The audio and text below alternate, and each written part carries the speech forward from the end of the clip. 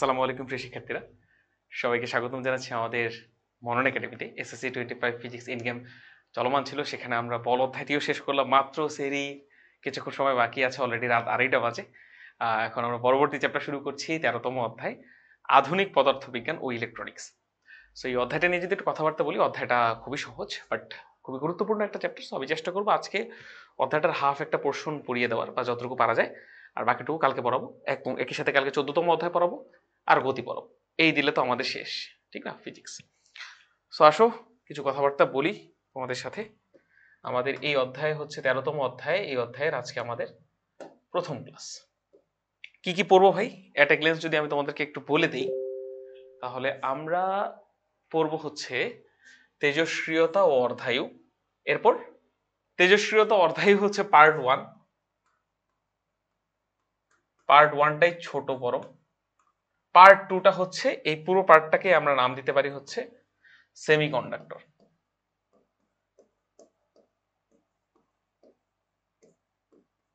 এই অধ্যায়টা দুইটা পার্টে বিভক্ত। একটা হচ্ছে পার্ট 1, যেখানে আমরা তেজস্ক্রিয়তা নিয়ে কথা বলবো। সেমিকন্ডাক্টর হচ্ছে আমাদের পার্ট 2। সেমিকন্ডাক্টর মানে বুঝতেই পারছো, সেমি মানে অর্ধ, কন্ডাক্টর মানে পরিবাহী, অর্ধ পরিবাহী।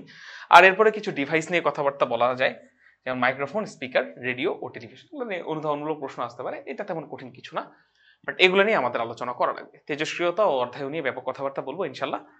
সো তোমরা প্রস্তুত থাকলে আমাকে জানাও, আমরা আমাদের ক্লাস শুরু করে ফেলবো। আমি দেখতে পাচ্ছি আহনাফ তাহমিদ আমাদের সাথে যুক্ত হয়েছে, খুবই ভালো জিনিস। আসো প্রথম টপিক। শুরু কর। হ্যাঁ, প্রথম টপিক আমাদের নাম হচ্ছে কি ভাই, নাম কি? তেজস্ক্রিয়তা ও অর্ধায়ু। ওই একটা টপিক নিয়ে অনেকক্ষণ যাবো ইনশাল্লাহ। এই টপিক দিয়েই ভালো মতো হবে, আমাদের সবকিছু খুব ভালো মতো হবে, গোছানো পড়াতে পারবো ইনশাল্লাহ। সো আসো তোমাদের সাথে একদম শুরু থেকে আলোচনা করি। তোমরা আমাকে জানাও সবকিছু দেখতে পাচ্ছ কিনা, শুনতে পাচ্ছ কিনা। ঠিক আছে ওভারঅল সবকিছু? আমি কি শুরু করব? ঠিক আছে। ওকে, সো একদম বেসিক আলোচনা থেকে করবো। ওকে, সো ধরো এই একটা পরমাণু ভাই, এই একটা পরমাণু, এর মাঝখানে, এই একটা পরমাণু, এর মাঝখানে ছোট্ট করে থাকে হচ্ছে একটা নিউক্লিয়াস।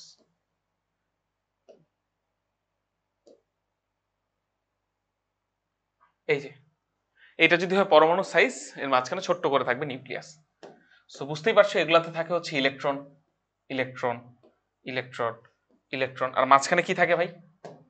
মাঝখানে থাকবে হচ্ছে প্রোটন, প্রোটন, প্রোটন, এবং একই সাথে থাকবে কি বলো, নিউট্রন, নিউট্রন, নিউট্রন। এই হচ্ছে ওভারঅল ঘটনা, বুঝতে পারছি? অনেকগুলো প্রোটন আর অনেকগুলো শক্তিস্তর থাকে, এগুলো তোমরা জানো। সেই একটা টোটাল আমরা ধরো ধীরে ধীরে আলোচনাগুলো করবো, খুবই সহজ এগুলো জিনিস। এখন আমি যদি তোমাদেরকে বলি প্রোটনের চার্জ কত, প্রোটনের ভর কত, ইলেকট্রনের চার্জ কত, ইলেকট্রনের ভর কত, নিউট্রনের চার্জ কত, নিউট্রনের ভর কত, এটা খুবই সহজ জিনিস। তো আমি এটা নিয়ে মুখস্থ করার কিছু নেই। তোমাদেরকে যদি আমি প্রশ্ন করি, বলো আমাকে প্রোটনের চার্জ কত, তোমরা কি বলবো? 1.67, 1.6 ইন্টু 10⁻19 কুলম না? এটা হচ্ছে প্রোটনের চার্জ। প্রোটনের ভর কত ভাই? 1.673 ইন্টু 10⁻27 কেজি। ঠিক আছে নাকি নাই, কথা বলো। 1.673 ইন্টু 10⁻27 কেজি, ঠিক আছে? সেম ভাবে আমরা যদি নিউট্রনের কথা বলি, তাহলে নিউট্রনের তোমরা জানো নিউট্রনের চার্জ হচ্ছে 0 বা নিউট্রাল। আর নিউট্রনের যদি আমরা ভরের কথা বলি, তাহলে এই এই ভরটাই তোমরা বলে দিতে পারো, এই ভরটা তোমরা বলে দিতে পারো, বলা যায় জিনিসগুলো। এখন এই ভরটাকে ধরা হয় ভাই 1 AMU, 1 atomic mass unit. 1 atomic mass unit মানে দেখো, সবচেয়ে ক্ষুদ্র পরমাণুটার নাম কি? হাইড্রোজেন। হাইড্রোজেনের নিউক্লিয়াসে সবচাইতে, মানে হাইড্রোজেনের নিউক্লিয়াসে প্রোটন থাকে কয়টা? একটা। তো সবচাইতে ক্ষুদ্র নিউক্লিয়াসের যে একটা প্রোটন আছে, সেটাকে আমরা নাম দেব হচ্ছে, সেটার ভরটাকে আমরা নাম দেব 1 AMU।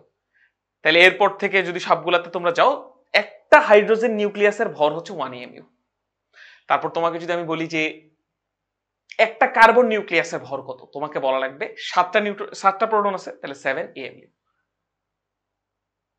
নিউক্লিয়াসের ভর 7 এমইউ না, নিউক্লিয়াসের ভর বেশি। আমি বলতে চাচ্ছি প্রোটনের ভর কত। আমি যদি বলি কার্বনের প্রোটনের ভর কত, তোমাদেরকে বলা লাগবে কত, 7 এমইউ। আমি যদি তোমাকে বলি একটা কার্বন নিউক্লিয়াসের ভর কত, তোমরা বলবো 14 এমইউ। বুঝতে পারছি?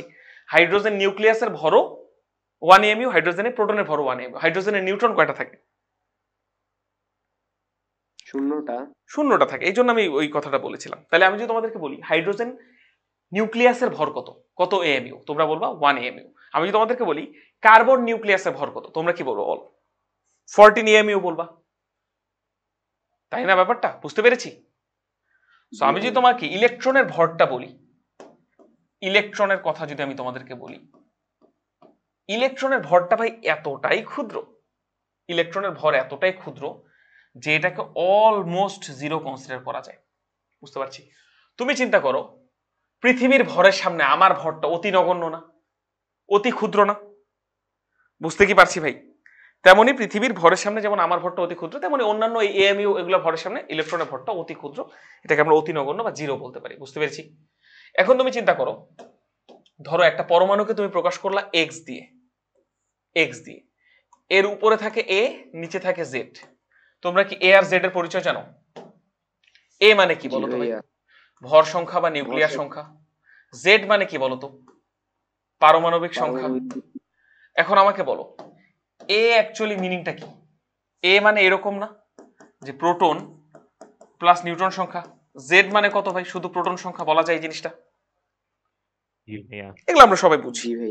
আর স্বাভাবিক অবস্থায় যদি চার্জিত অবস্থা না থাকে তাহলে আমরা জানি একটা প্রোটন আর একটা ইলেকট্রনের সংখ্যা একটা পরমাণুতে সমান থাকে। আচ্ছা, এটা গেল ভাই পরমাণু প্রকাশের প্রতীক। পরমাণু কিভাবে প্রকাশ করবা সেভাবে, সেটার প্রতীক হচ্ছে এটা।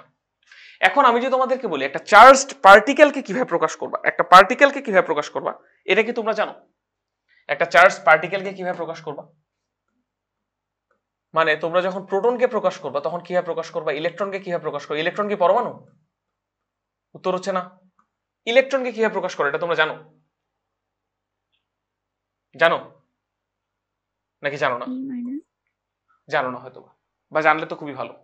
ইলেকট্রনকে যদি এক্স দ্বারা প্রকাশ করা হয় তাহলে ইলেকট্রনের এই জায়গায় কি লিখে আর এই জায়গায় কি লিখে বলো? এই বক্সটাতে কি লেখা হয় আর এই বক্সটাতে কি লেখা হয় বলো তো? তোমরা ধারণা করো, আমি তোমাদের সাথে কথা বলতে বলতে সবকিছু শেখাবো। জানো তোমরা? শিখিয়ে দিই তোমাদেরকে। এইখানে লেখা হয় ভাই চার্জ, আর এইখানে লেখা হয় ভর। আরো যদি ভালোভাবে বলি তাহলে এখানে ভর, সরি, এখানে ভর লেখা হবে ঠিকই, কিন্তু কোন ইউনিটে জানো? এ এম ইউ ইউনিটে, মানে সবচেয়ে ক্ষুদ্র ভরটাকে কনসিডার করে। বুঝতে পারছি নাকি বুঝতে পারছি না? জি ভাইয়া, যদি বুঝতে পারছি। এতটুকু বুঝে থাকো তাহলে আমাকে বলো প্রোটনকে কিভাবে প্রকাশ করব? প্রোটনকে কিভাবে প্রকাশ করব? সো প্রোটনকে যদি পি দ্বারা প্রকাশ করা হয়, প্রোটনের চার্জ কত ভাই? +1। ওই এই চার্জটাকে ধরো আমরা 1 যদি কনসিডার করি, এটাকে যদি আমরা 1 কনসিডার করি, প্রোটনের চার্জ যদি +1 হয় আর প্রোটনের ওই ভরটাকে যদি 1 কনসিডার করি, তাহলে আমরা বলবো না প্রোটনকে এইভাবে প্রকাশ করা হয় 1 1। আবার হাইড্রোজেন অ্যাটমটাকে ওইভাবে প্রকাশ করা যায় না ভাই? হাইড্রোজেন অ্যাটমটাকে +1 1, কারণ হাইড্রোজেন অ্যাটম মানেও কি? একটা প্রোটন। বুঝতে কি পারলাম নাকি বুঝতে পারিনি? জি ভাইয়া, বুঝতে পারছি। আচ্ছা ওকে, এবার যদি আমি ইলেকট্রনের কথা বলি ভাই, ইলেকট্রনকে কিভাবে প্রকাশ করা যেতে পারে? ই। ইলেকট্রনকে ই দ্বারা প্রকাশ করবো। ইলেকট্রনের চার্জ কত ভাই? যদি প্রোটনের চার্জ +1 হয়, ইলেকট্রনের চার্জ -1। ইলেকট্রনের ভর কত ভাই? 0। বুঝতে পারলাম? প্রোটনকে কিভাবে প্রকাশ করা হয়, ইলেকট্রনকে কিভাবে প্রকাশ করা, এটা কি বুঝেছো নাকি বোঝো নাই? জি ভাইয়া, বুঝছি। যদি বলি নিউট্রনকে কিভাবে প্রকাশ করা হয়, কি মনে হয়? নিউট্রন এর চার্জ কত ভাই? 0, কিন্তু ভর কত ভাই? 1। সো এগুলো নিয়ে যেন কনফিউশন না হয়, এই জন্য উপরে মেইন জিনিসটা দিয়ে দিয়েছি। এরপর আরেকটা জিনিস আছে, সেটা হচ্ছে পজিট্রন। পজিট্রন এটা হচ্ছে ইলেকট্রনটারই একটা ধনাত্মক কণা। এই ইলেকট্রনকে অনেক সময় বিটা বলা হয়, আর এই ইলেকট্রনকে আমি একটু পরে দেখাবো আলফা বিটা গামা রে কিভাবে ইয়া হয়, তখন বলছি। এই পজিট্রন হচ্ছে ইলেকট্রনেরই একটা উল্টা কণা। সো পজিট্রনের চার্জ হচ্ছে +1 আর ভর হচ্ছে ইলেকট্রনের মতোই 0। মানে এএমইউ তে প্রকাশ করলে এতটাই ক্ষুদ্র হয় যেটা ভরকে আমরা 0 দ্বারা প্রকাশ করতে পারি। সবকিছু কি বুঝেছো? জি ভাইয়া।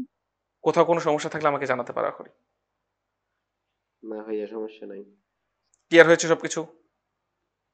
জি জি আচ্ছা, ভাইয়া। সো তোমাদেরকে আমি এখন তেজস্ক্রিয়তা কি জিনিস এখন আমি তোমাদেরকে পড়াইনি, ওকে? ধীরে ধীরে পড়াবো, ধীরে ধীরে পড়াচ্ছি। তো তার আগে আরেকটা টপিক চলে আসে ভাই, আইসোটোপ, আইসোটোন, আইসোবার, সেটা একটু পড়া। আইসোটোপ, এরপর চলে আসে হচ্ছে আইসোটোন, এরপর চলে আসে হচ্ছে আইসোবার, ওকে? আইসোটোপ, আইসোটোন, আইসোবার একবারে পড়িয়ে দিচ্ছি তোমাদের, একবারে পড়িয়ে দিচ্ছি। Isotope, isotone, isobar. সো নাম দেখেই বুঝতে পারছো নিশ্চয়ই, এবং তোমরা এগুলা জিনিস জানো। টোপ, প আছে, প আছে, সো এখানে প্রোটন সংখ্যা সমান। আইসো মানে সমান, সো এখানে প্রোটন সংখ্যা সমান। এখানে টোন আছে, ন আছে, সো এখানে নিউট্রন সংখ্যা সমান। বুঝতে পারছি? এখানে বার আছে, বার শুনতে অনেকটা ভরের মতো শোনায়, সো এখানে ভর সংখ্যা সমান। বুঝতে পারলাম? এরপর আরেকটা জিনিস আছে আইসো ইলেকট্রন। আইসো ইলেকট্রন মানে হচ্ছে ইলেকট্রন সংখ্যা সমান। বুঝতে পারলাম? জি ভাইয়া। এখন তোমাদেরকে যদি আমি একটা প্রশ্ন ইয়া দিতে বলি যে hydrogen, deuterium, protium, deuterium, tritium, নাম শুনেছো না? হাইড্রোজেনে তিনটা আইসোটোপ পাওয়া যায়, হাইড্রোজেন 1 1, 1 2, 1 3। সো এই জিনিসগুলোকে প্রোটিয়াম, ডিউটেরিয়াম, ট্রিটিয়াম, এদেরকে আমরা বলতে পারি পরস্পর আইসোটোপ। কারণ দেখো প্রত্যেকটারই প্রোটন সংখ্যা সেম। হ্যাঁ, ভর সংখ্যা আলাদা, নিউট্রন সংখ্যা আলাদা আলাদা হয়েছে। এখানে কোনো নিউট্রন ছিল না, এখানে একটা নিউট্রন, এখানে দুইটা নিউট্রন। সেই জিনিসটাকে আমরা বলতে পারি তোমার হচ্ছে কি বলে এটাকে, আইসোটোপ। বুঝতে পেরেছো? তারপর ধরো জি ক্লোরিন, ভাইয়া। ক্লোরিনের কথা যদি আমি বলি, ক্লোরিনের জন্য ইয়া কত, পারমাণবিক সংখ্যা কত? 17 না? সো একটা আছে ক্লোরিন 35, আর একটা হচ্ছে ক্লোরিন 37। সেই হচ্ছে ক্লোরিনের দুইটা আইসোটোপ। বুঝতে পারলাম? ক্লিয়ার কি হয়েছে জি সবাই ভাইয়া। সবকিছু? সো এটা হচ্ছে হাইড্রোজেন, এটা ক্লোরিন। এখন তোমাদের কাছে আমার প্রশ্ন, যেহেতু আমি একটু গভীর থেকে আলোচনা করার চেষ্টা করছি, তো তোমাদের কাছে আমার প্রশ্ন, তোমরা মনে হয় ক্লোরিনের ভর মুখস্থ করেছো 17, 35.5, এটা মুখস্থ করেছো না? জি ভাইয়া করেছি। এখন তোমাদের জি কাছে আমার ভাইয়া। প্রশ্ন যে ভাইয়া, ভর মানে হচ্ছে প্রোটন যোগ নিউট্রন, প্রোটন যোগ নিউট্রন মিলে এখানে একটা ভগ্নাংশ কেমনে আসে? প্লাস হাইড্রোজেনের ক্ষেত্রে তোমরা পড়েছো, হাইড্রোজেন এখানে 1, এখানে 1.008 এরকম কিছু একটা পড়েছো। কেমিস্ট্রি অনেক কিছু ভুলে গিয়েছি, তারপরে যতটুকু পারা যায় মনে আছে, এরকম পড়েছো না? এইটা জি রিজনটা ভাইয়া। কি এখন আমাকে বলার চেষ্টা করো তো তোমরা। এখানে কি ভাইয়া অর্ধেক নিউট্রন আছে? এটা অর্ধেক নিউট্রন হয়? প্রকৃতিতে পাওয়া, নিউটনকে এটা কিন্তু আর ভাঙা যাবে প্রকৃতিতে না, পাওয়া বুঝছো? যাওয়ার হ্যাঁ, কি বললা? অনুপাতের গড়। কি কি কি? প্রকৃতিতে কোন আইসোটোপটা কতটুকু পাওয়া যায় এটা সেটার কে বলছো, কে বলছো এই কথাটা? দিয়ে কে বললো এই কথাটা? রাজদীপ। রাজদীপ, অনেক সুন্দর বলেছো, একদম ঠিক আছে। সো ব্যাপারটা বুঝো, কেন এই জিনিসটা পাওয়া যায় আমি বলছি তোমাদেরকে। তার আগে বলি, এই আইসোটোপটা প্রকৃতিতে পাওয়া যায় কত পার্সেন্ট জানো? 75%। আর এই আইসোটোপটা প্রকৃতিতে পাওয়া যায় 25%। এখন তুমি যদি যে কোনো একটা ক্লোরিন তুলো প্রকৃতি থেকে, এখন তুমি জানো না সেটা ক্লোরিন 35 নাকি ক্লোরিন 37। এখন তোমাকে আগে ল্যাবে গিয়ে টেস্ট করা লাগবে, তারপর ওটা দিয়ে কাজ করা লাগবে, এটা তো ঝামেলা না? সো আমরা এই কারণে একটা গড় মান বের করে নিই, যে যেটাই হোক আমরা এমন একটা গড় মান বের করব, সেই গড় মানটা যেন ক্লোরিন 35 এর কাছাকাছি হয়। যেহেতু ক্লোরিন 35 এর পার্সেন্টেজ বেশি, প্রকৃতিতে বেশি পাওয়া যায়, তাহলে এমন একটা গড় মান ইউজ করবো যেটার মানটা 35 এর কাছাকাছি হবে, এই জন্য 35.5। বুঝতে পেরেছি? এটাকে বলা হয় আপেক্ষিক পারমাণবিক ভর। মনে আছে তোমাদের? একটা গড় ভর বের করে ফেলি। মনে আছে। সো এই গড় ভরটা কিভাবে বের করা যায় ভাই? একটা গড় ভর আমরা অ্যাভারেজ ভর বের করি কিভাবে? 35 ইন্টু 75/100। আমি জাস্ট এমনি একটা ক্যালকুলেশন দেখাচ্ছি, রাফ ক্যালকুলেশন, ওকে? এটাকে তোমরা আবার বিশ্বাস করে নিও না। প্লাস 37 ইন্টু 25/100, এরকম করে দেখো তো ক্যালকুলেট করে এটা কি আসলে 35.5 আসে কিনা। ক্যালকুলেট করো সবাই, আছে ক্যালকুলেটর সাথে? জি ভাইয়া আছে। একটু দেখো তো কত আসে, তাহলে এখনই সবকিছু ক্লিয়ার হয়ে যাবে। ভাইয়া পুরোটার সাথে ভাগ 2 হবে।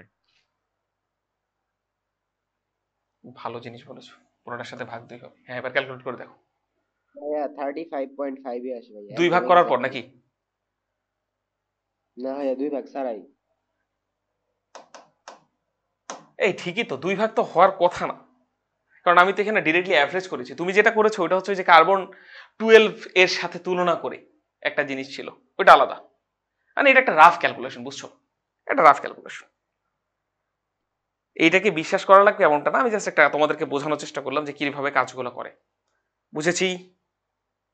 জি ভাইয়া, এটার মান আসে 35.5। ওকে, সো এবার দেখো আমরা ইয়ারটা তো পড়ে ফেললাম।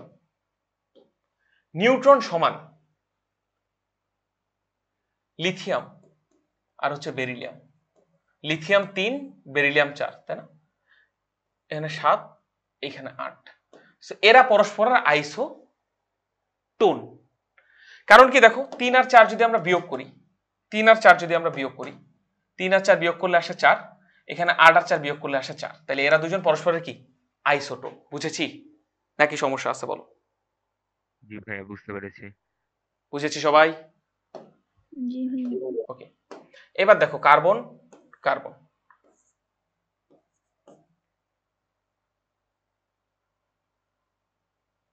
এই কার্বনের সাথে তো এরকম হবে না।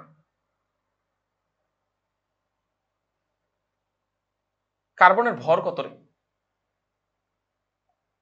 6 না? 14 ঠিক আছে। 14। নাইট্রোজেন, নাইট্রোজেনের কত? 7 না? জি ভাইয়া।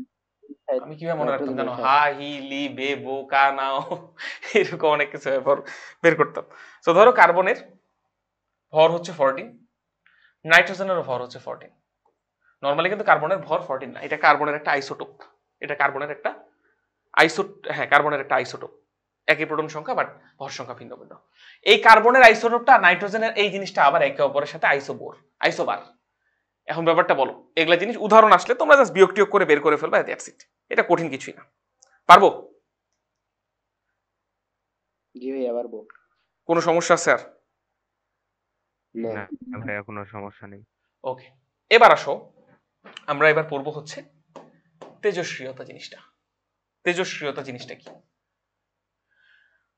তেজস্ক্রিয়তা জিনিসটা কি আমি তোমাদেরকে খুবই শর্টে যদি একটু বলার চেষ্টা করি, তাহলে ব্যাপারটা হচ্ছে এরকম দাঁড়ায় যে এখানে এই জায়গাটাতে দেখো ভাই, প্রোটন আর প্রোটন, সহজে বলার চেষ্টা করছি, ওকে? একটু জাস্ট এক্সপ্লেন করার চেষ্টা করে দাও।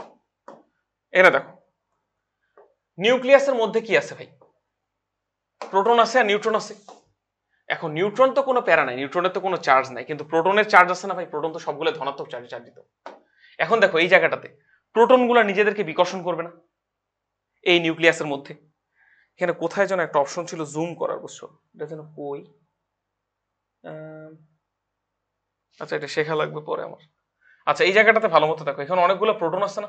এই যে পি, এই যে পি, এই যে পি, এরা একে অপরকে বিকর্ষণ করা শুরু করবে না? প্রোটন প্রোটন একে অপরকে বিকর্ষণ করে, এটা হচ্ছে তাড়িত চৌম্বক বলের কারণে, স্থির বৈদ্যুতিক বিকর্ষণ বলের কারণে। আবার proton neutron, neutron neutron, proton neutron, proton proton, neutron neutron, proton neutron, এদের মধ্যে আবার একটা আকর্ষণ বল আছে সৃষ্টিকর্তা কর্তৃক, এটা হচ্ছে সবল নিউক্লিয় বল। সো যখন এই সবল নিউক্লিয় বল আর এই আকর্ষণ সবল নিউক্লিয় বলটা কিন্তু আকর্ষণ ধর্মী, আর প্রোটন প্রোটন বিকর্ষণ বলটা কিন্তু বিকর্ষণ ধর্মী। সো এই দুইটা আকর্ষণ বল আর বিকর্ষণ বল যখন কাছাকাছি হয় তখন এই নিউক্লিয়াসটা স্থিতিশীল থাকে। কিন্তু যদি কখনো এরকম হয়ে যায় যে প্রোটন প্রোটন বিকর্ষণ বলটা প্রোটন নিউট্রন আকর্ষণ বলের থেকে, মানে সবল নিউক্লিয় বলের থেকে বিকর্ষণ বলটাই বেশি, যদি কখনো এরকম হয়, কিছু কিছু নিউক্লিয়াসে জিনিসটা আসে, আমি পরে বুঝাচ্ছি কেন আসে, যদি এরকম হয় তখন এই নিউক্লিয়াসটা ভাঙা শুরু করে। নিউক্লিয়াস থেকে আলফা বিটা গামা, নিউক্লিয়াস থেকে আলফা, নিউক্লিয়াস থেকে আলফা বিটা গামা, এরকম অনেক কিছু নির্গত হয়। একটা হচ্ছে বিটা মাইনাস আর একটা হচ্ছে বিটা প্লাস, এরকম অনেক কিছু নির্গত হয়। এবং ইলেকট্রন থেকে যখন এগুলো জিনিস নির্গত হয়, এই জিনিসটাকে আমরা বলি তেজস্ক্রিয়তা। নিউক্লিয়াস থেকে যখন এই জিনিসগুলো নির্গত হয়, এবং যখন এগুলো জিনিস নির্গত হয়, নিউক্লিয়াসটা ভেঙে অন্য একটা নিউক্লিয়াসে পরিণত হয়, মানে অন্য একটা পরমাণুতে পরিণত হয়। এই পুরো ঘটনাটাকে আমরা বলি হচ্ছে তেজস্ক্রিয়তা। বুঝতে পেরেছি নাকি বোঝো নাই? কথা বলো। বুঝছি ভাইয়া। আচ্ছা এখন এই আলফাকে প্রকাশ করা হয় কি দিয়ে জানো? Helium nucleus, He242+। বিটাকে কি দ্বারা প্রকাশ করা হয় জানো? ইলেকট্রন দিয়ে, -1 0। গামাকে কি দ্বারা প্রকাশ করা হয় জানো? গামা 0 0। গামা একটা এনার্জি, গামা একটা এনার্জি। এ যদি কারোর থেকে বের হয়ে যায় তাহলে তার ভর চেঞ্জ হবে না, কোনো কিছু চেঞ্জ হবে না, চার্জও চেঞ্জ হবে না। আর বিটা প্লাস, এটাকে অনেক সময় আমরা পজিট্রনও বলি, সেটা হচ্ছে +1 0। এই হচ্ছে চারটা জিনিস একটা মানে নিউক্লিয়াস থেকে নির্গত হয়। তোমরা কি ভালো মতো বুঝেছো? এবার আমি কিন্তু অনেকগুলো এমসিকিউ সলভ করবো বা কোয়েশ্চেন সলভ করবো, যেন তোমরা খুব ভালো মতো বুঝে থাকো। বুঝেছো এগুলো সবকিছুই? জি ভাইয়া জি বুঝেছি। ভাইয়া। আচ্ছা, এখন দেখো, ইলেকট্রন বা একটা নিউক্লিয়াস থেকে যদি কোনো কিছু নির্গত হয় সেটাকে আমরা বলি নিউক্লিয় ফিশন বিক্রিয়া, আর যদি কোনো কিছু যুক্ত হয় সেটাকে আমরা বলি নিউক্লিয়ার ফিউশন বিক্রিয়া। সো ফিউশন ওগুলো বাদ, ওগুলো আমরা আরেকটু বড় ক্লাসে শিখবো। আমি তোমাদের কয়েকটা কোয়েশ্চেন দেখাই এবং তোমাদের সলভ করা শিখাই। তো প্রথমে আমরা শিখছি হচ্ছে কেস ওয়ান। এখানে আমরা শিখবো হচ্ছে নির্গত হলে।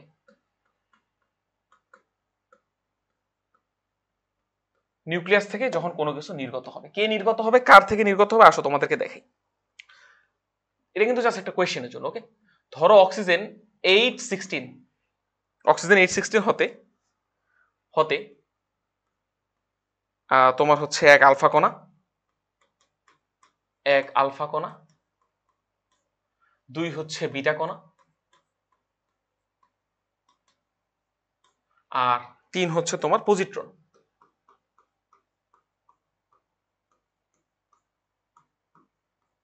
যদি নির্গত হলে আলফা হতে এত নির্গত হলে কি উৎপন্ন হবে?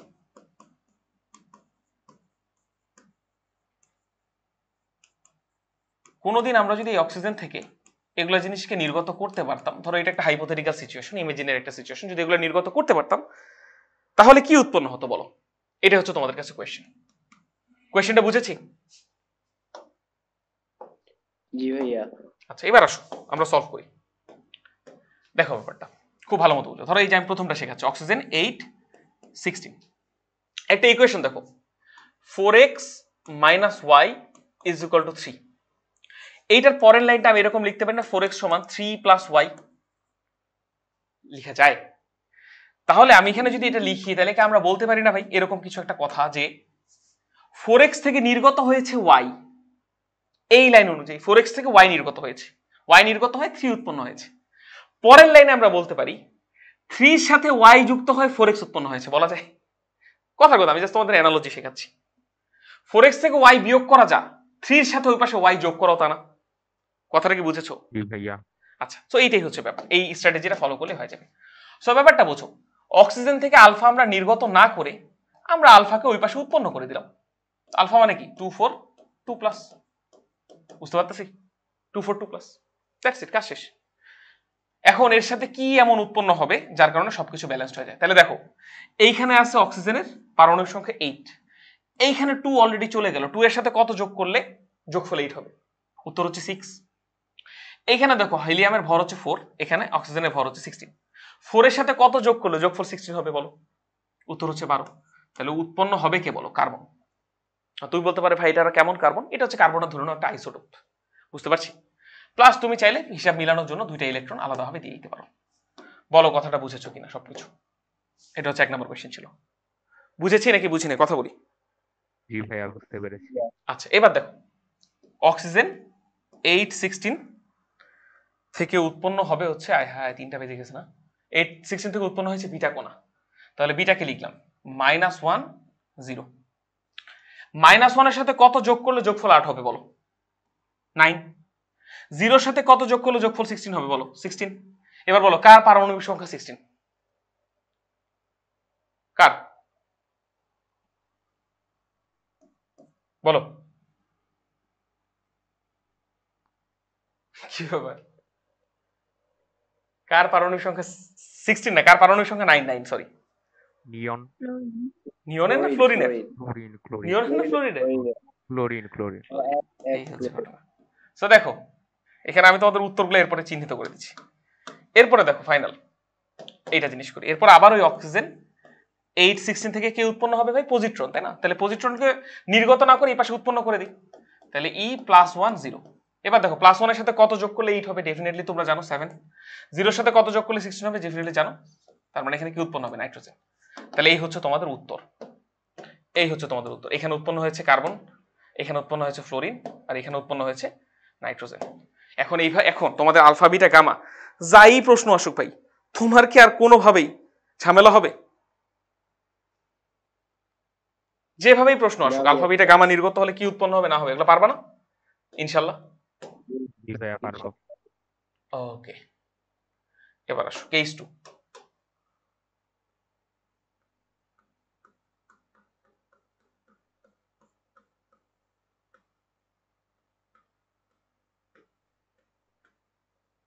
শোষিত যদি হয় ভাই, শোষিত যদি হয়, তাহলে ধর ওই oxygen 816 plus alpha is equal to what?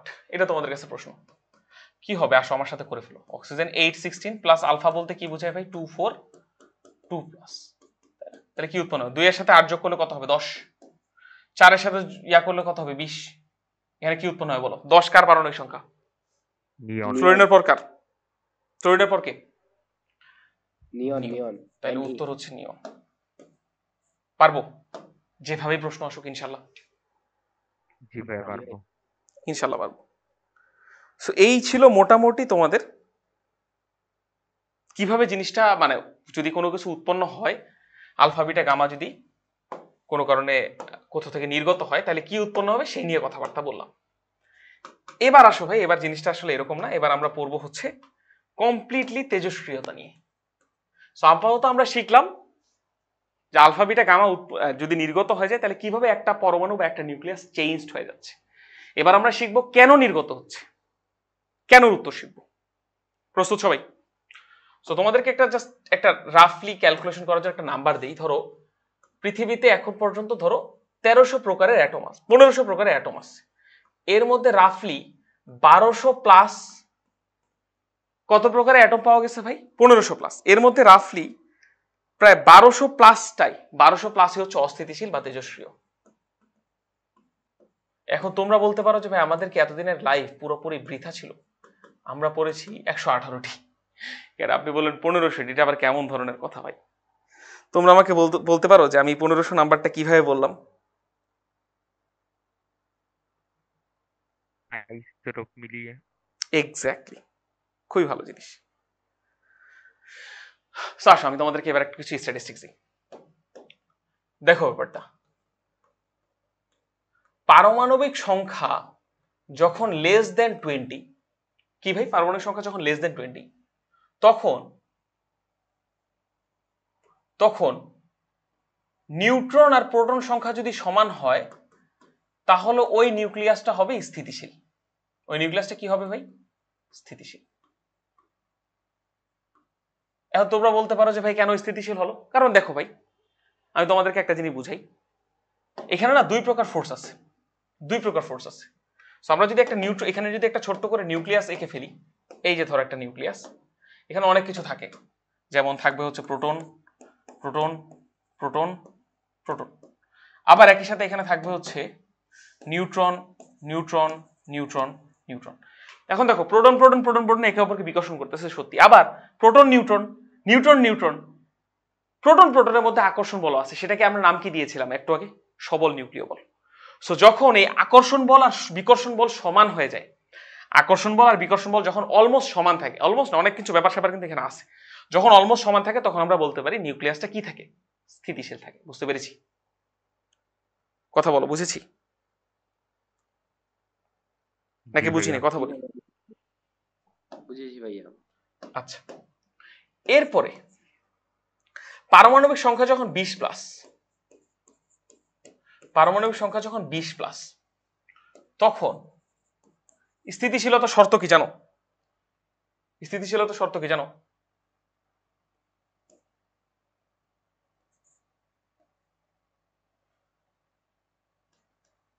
তখন স্থিতিশীলতা শর্ত কি জানো?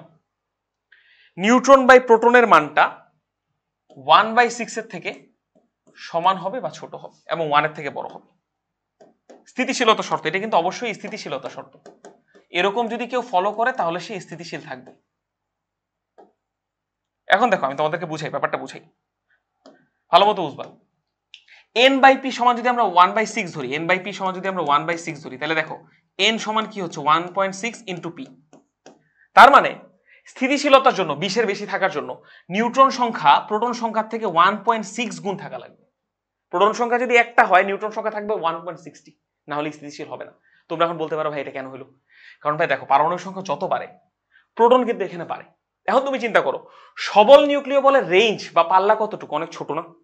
আজকে দেখেছিলাম না 10^15 বা এরকম একটা মিটার ছিল। আর স্থির বৈদ্যুতিক বিকর্ষণ বল বা তাড়িত চৌম্বক বলে পাল্লা কি ছিল? অসীম ছিল না? তাহলে দেখো এই প্রোটনকেও বিকর্ষণ করতেছে, কিন্তু এই প্রোটন আর এই প্রোটনের মধ্যে সবল নিউক্লিয় বলটা অ্যাক্টিভেট নাই, কারণ এই প্রোটন আর এই প্রোটনের মধ্যে বিশাল ডিস্টেন্স সবল নিউক্লিয় বলের সাপেক্ষে। বুঝতে পারছি? ভালো মতো বুঝবা, ফিল করবা ব্যাপারটা। এই প্রোটন আর এই প্রোটনের মধ্যে বিকর্ষণ বল আছে, কিন্তু এই প্রোটন আর এই প্রোটনের মধ্যে সবল নিউক্লিয় বল থাকা উচিত না, সেটা নাই। কেন ভাই? কারণ এই প্রোটন আর এই প্রোটন বেশ দূরে।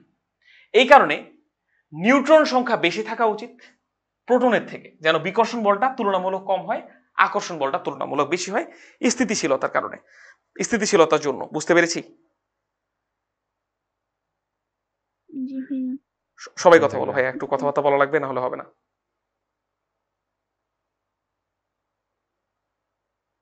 সবাই কথা বলি।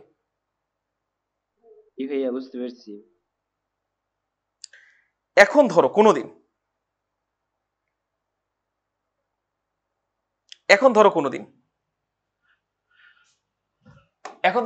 এরকম যদি হয় ভাই, ধরো কোনোদিন এরকম যদি হয়ে যায়, যদি কোনোদিন এরকম হয়ে যায়, তার আমি তোমাদের কিছু রিজন ফাইন্ড আউট করে দিচ্ছি যেন তোমরা ব্যাপারটা ফিল করতে পারো। এখন যদি কোনোদিন এরকম হয় ভাই যে সবল নিউক্লিয় বলের যে মানটা আছে, এই মানটা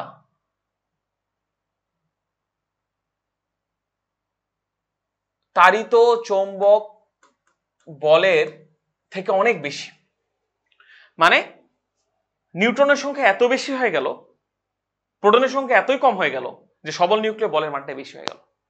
বুঝতে পারছি? এক্ষেত্রেও কিন্তু ঝামেলা আছে ভাই, মানে বেশি আকর্ষণ হইলেও ঝামেলা আছে, বেশি বিকর্ষণ হইলেও ঝামেলা আছে। ব্যাপারটা বুঝতে পারতেছি নাকি বুঝি না? এখন তোমরা বলতে পারো ভাই এক্ষেত্রে কি হবে যদি এরকম হয়ে যায় যে বেশি হয়ে গেছে। কে বেশি হয়ে গেছে ভাই? নিউট্রন সংখ্যা বেশি হয়ে গেছে। তখন নিউট্রন ভাঙবে। নিউট্রনের চার্জ কত থাকে? আমরা যে কোনো একটা পার্টিকেলকে কিভাবে প্রকাশ করা শিখেছিলাম, মনে আছে? নিচে চার্জ উপরে ভর। নিউট্রনের কিভাবে প্রকাশ করে? 0 1, এরকম না ব্যাপারটা? বুঝতে পারতেছো? জি একটা নিউট্রন ভেঙে তখন পরিণত হবে হচ্ছে একটা প্রোটনে। প্রোটন কি জানো ভাই? +1 1 এবং একটা ইলেকট্রনে -1 0। এই যে ইলেকট্রনের যে ক্ষয় হয়ে গেল, এই ইলেকট্রনটা বিটা মাইনাস ডিকে হিসাবে বাইরে চলে যাবে। সো ওভার দেখো, এখন পরমাণু নিউক্লিয়াসের দিকে দেখো। পরমাণু নিউক্লিয়াসে একটা নিউট্রন কমে গেল না ভাই? কারণ নিউট্রনটা ভেঙেই তো এগুলো উৎপন্ন হইলো। একটা নিউট্রন কমে গেল, যার কারণে কি ডিকে হইলো? বিটা ডিকে হইলো। এবং দেখো তো একই সাথে একটা প্রোটন বেড়ে গেল না? নিউট্রন ভাঙলে একটা প্রোটন বেড়ে যাচ্ছে না? তাহলে ওভারঅল সবল নিউক্লিয় বল আর তাড়িত চৌম্বক বলটা এখন ব্যালেন্সড হওয়া শুরু করবে। সো পরমাণু নিউক্লিয়াস চাবে নিজেকে স্থিতিশীল করার জন্য, যার কারণে সে বিটা ডিকে করে প্রোটন সংখ্যা বাড়িয়ে নিজেকে স্থিতিশীল করবে। ব্যাপারটা বুঝো কখন বিটা ডিকে হবে? এবার কি তোমরা ফিল করতে পারলা? আর কি মুখস্থ করবা নাকি বুঝেছো? এবার এবার বুঝতে বুঝতে পেরেছি ভাইয়া। ফিল করেছো ভাই? আমাকে যদি তোমরা না বলো তাহলে তো সম্ভব না। কিভাবে ফিল করেছো সবাই? জি জি ভাইয়া। ভাইয়া। আলহামদুলিল্লাহ, খুবই ভালো জিনিস। এবার আসো, এবার যদি ভাই উল্টা হয়, উল্টাও তো হতেই পারে। এবার যদি উল্টা হয় যে কোনো কারণে এটাই বড় হয়ে গেল, সবল নিউক্লিয় বলের থেকে তাড়িত চৌম্বক বল যদি কোনো কারণে বেশি হয়ে যায়। সবল নিউক্লিয় বলের থেকে তাড়িত চৌম্বক বল বেশি মানে কি ভাই বলতো? নিউট্রনের থেকে নিশ্চয়ই প্রোটন সংখ্যা অনেক বেশি হয়ে গেছে, স্বাভাবিক বিকর্ষণ বল বেড়ে গেছে। তাহলে এখন পরমাণুটার স্থিতিশীল অবস্থা আনার জন্য প্রোটন কমাবে না? বুঝতে পারতেছো কি ব্যাপারটা? পরমাণু নিজেকে স্থিতিশীল করার জন্য এখন কি প্রোটন কমাবে? প্রোটন কমাতে পারে কিভাবে জানো? আলফা ডিকে করে। আলফা যখন ডিকে করবে, আলফা ডিকে মানে কি ভাই? 2 4 2 প্লাস। তাহলে দেখো ভাই এত বড় 2 4 2 প্লাস, দুইটা প্লাস চার্জ, দুইটা প্রোটন চলে যাচ্ছে, দুইটা প্রোটন চলে যাচ্ছে। বুঝতে পারতেছি ব্যাপারটা? দুইটা প্রোটন চলে যাচ্ছে। অথবা এই জায়গাটাতে আমরা বলতে পারি পজিট্রন দিকে, পজিট্রন চলে যেতে পারে, অথবা এটাকে আমরা অনেক সময় বলি বিটা প্লাস ডিকে। পজিট্রন চলে যাওয়া মানে কি ভাই? পজিট্রনের চার্জ কত? +1 0। তাহলে ওভারঅল একটা প্লাস চার্জ কমে গেল না? সো যখন তাড়িত চৌম্বক বলটা বেশি হয়ে যাবে তখন কি করবে ভাই? পজিট্রন ডিকে করবে। আর যখন ইয়া চার্জটা বেশি হয়ে যাবে। বুঝতে পারতেছো কি ব্যাপারটা? আমি আমার বন্ধুকে আসতে বলি, দাঁড়াও, আমার তখন হলে ফিরা লাগবে, অনেক রাত হয়ে গেছে। বলো বলো, সবাই বুঝেছো কিনা? জি ভাইয়া বুঝছি। জি ভাইয়া, বুঝেছি। তো আমি তোমাদের একটু রিক্যাপ করিয়ে আনি। আমরা কিন্তু তেজস্ক্রিয়তা সম্পর্কে আজকে তোমাদেরকে একটু আপার লেভেলের কথাবার্তা শেখানোর চেষ্টা করলাম, যেগুলো ইন্টারমিডিয়েটে শিখবা তোমরা সামনে। তো এই অধ্যায়ে আমরা তেজস্ক্রিয়তা অধ্যায়ও পড়বো। এর মধ্যে সেমিকন্ডাক্টর, ডায়োড, ট্রানজিস্টর, রেকটিফায়ার অনেক কিছুই আছে, এগুলো পড়বো আমরা সামনে। তো আমি তোমাদের সর্বপ্রথম পড়াতে গেলাম কিভাবে পরমাণুকে প্রকাশ করা হয়, কিভাবে চার্জ পার্টিকেলকে প্রকাশ করা হয়। ওকে, পরমাণুকে প্রকাশ করতে গিয়ে নিউক্লিয়াসের মধ্যে দেখলাম কি প্রোটন আর নিউট্রন থাকে, বুঝতে পারছি। এখন এই প্রোটন আর নিউট্রন নিজেদের মধ্যে এমন অবস্থা তৈরি করে যেন এরা নিজেদেরকে এমন একটা অবস্থা তৈরি করে যেন পরমাণুর নিউক্লিয়াসটা অস্থিতিশীল হয়ে যায়। এইটা আমরা বোঝার জন্য কি করলাম ভাই, এই যে দেখো পরমাণুর নিউক্লিয়াস কখন অস্থিতিশীল হবে এবং আলফা বিটা গামা উৎপন্ন যদি নির্গত হয় তাহলে কি উৎপন্ন হয়, এগুলো তো আমরা শিখেছি ভালো মতোই। এবার আসো কিভাবে একটা পরমাণু অস্থিতিশীল হয় সেটা তোমাদেরকে আবার রিক্যাপ করি। আমরা কিন্তু ক্লাসের শেষ পর্যায়ে, আজকে আর টানবো না, কালকে এই টপিকটা চেষ্টা করবো লাইভ ক্লাসে নেওয়ার। যদি ইনকেস লাইভ ক্লাস না পারি তাহলে একটা রেকর্ডেড ভিডিও দেওয়ার চেষ্টা করবো। সো এই যে দেখো পরমাণুর মধ্যে ভাই পারমাণবিক সংখ্যা যখন 20-র নিচে, তখন নিউট্রন আর প্রোটন সংখ্যা যদি সমান সমান হয় তাহলে বলা যায় আকর্ষণ বল আর বিকর্ষণ বলটা অলমোস্ট সেম। এই মামা অনেক কই বা তোরা কই, অনেক কই বা তুই কই? ও আচ্ছা আচ্ছা ঠিক আছে, ওকে, আচ্ছা আচ্ছা ঠিক আছে, ওকে। আচ্ছা, সো প্রোটন আর নিউট্রন যদি সমান হয় তাহলে নিউক্লিয়াসটা স্থিতিশীল থাকবে। আর যদি পারমাণবিক সংখ্যা 20 থেকে বেশি হয়ে যায় তাহলে কি হবে ভাই, নিউট্রন সংখ্যাকে বেশি থাকা লাগবে প্রোটনের থেকে। কেন বেশি থাকা লাগবে, এটা রিজনটা আমাকে বলো তো, আমি কিন্তু তোমাদের বোঝানোর চেষ্টা করেছি। কেন বেশি থাকা লাগবে বলো?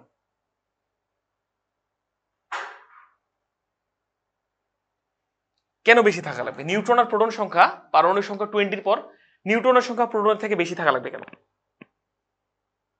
কি মনে হয়? স্থিতিশীল হওয়ার জন্য। হ্যাঁ, স্থিতিশীল হওয়ার জন্য তো ডেফিনেটলি। রিজনটা কি? রিজন হচ্ছে ভাই তাড়িত চৌম্বক বল বা স্থির বৈদ্যুতিক বলের রেঞ্জ অনেক বড়। এই প্রোটনকে ঠিকই বিকর্ষণ করবে, কিন্তু এই প্রোটন আর এই প্রোটনের মধ্যে যে সবল নিউক্লিয় বল এটা আর অ্যাক্টিভেট নাই, বুঝতে পারছো? কারণ নিউক্লিয়ার বেশি প্রোটন থাকলে ওদের মধ্যে গ্যাপ ট্যাপ বড় হয়ে যায়, সো ইয়া থাকে, বিকর্ষণ বলটা থাকে। এই আকর্ষণ বলটা বাড়ানোর জন্য তখন নিউট্রন সংখ্যা যদি বেশি থাকে প্রোটনের থেকে, তখন অলমোস্ট সেম থাকে, সবল মানে আকর্ষণ আর বিকর্ষণ বল সেম থাকে, নিউক্লিয়াস তোমার স্থিতিশীল থাকে। এই জন্য নিউক্লিয়াসের নিউট্রন সংখ্যা প্রোটন সংখ্যা থেকে একটু বেশি হওয়া দরকার। এখন যদি কোনো কারণে সবল নিউক্লিয় বল মানে আকর্ষণধর্মী বলটা বিকর্ষণ বলের থেকে বেশি হয়ে যায়, তখন হবে বিটা মাইনাস ডিকে। কেন? কারণ একটা নিউট্রন ভেঙে একটা প্রোটন আর বিটা উৎপন্ন হবে। বিটা যদি বাইরে চলে যায় তাহলে একটা প্রোটন বেড়ে গেল। ওভারঅল যদি প্রোটন বেড়ে যায় তাহলে এই যে দেখো তাড়িত চৌম্বক বলটা বেড়ে যাবে, ওভারঅল ব্যালেন্সড হবে। আর যদি সবল নিউক্লিয় বলে থেকে তাড়িত চৌম্বক বল বেশি হয় তাহলে কি হবে, আলফা ডিকে অথবা পজিট্রন ডিকে। বুঝতে পেরেছি সবাই? জি ভাইয়া। সো ভাই আমরা আর আজকে কন্টিনিউ করছি না, খুবই দুঃখিত, কারণ আমার হলে ব্যাক করা লাগবে। আর রিজনটা হচ্ছে আমার খাওয়া দাওয়া করা লাগবে, কালকে রোজা আছে। সো কালকে আমাদের ইনশাল্লাহ হোপফুলি শেষ ক্লাস। কালকে আমি তো অবশ্যই 14তম অধ্যায় পড়াবো, গতি অধ্যায়টা পড়াবো, আর এই অধ্যায়ে চেষ্টা করবো লাইভে নাও, নাহলে তোমাদের একটা রেকর্ডেড ভিডিও দিব। সো আজকে আমাদের মনে হয় 15তম ক্লাস গেল, আবার তোমাদের সাথে দেখা হচ্ছে। ক্লাসটা স্ক্রিন করে দিলাম, কি বলো? থ্যাংক ইউ সাথে থাকার জন্য। কালকে আবার দেখা হচ্ছে। আমি চেষ্টা করছি তোমাদের কোয়ালিটি ক্লাস দেওয়ার জন্য। এখন তোমরা তোমাদের এন্ড থেকে চেষ্টা করো পরিশ্রম করার। আল্লাহ হাফেজ তাহলে।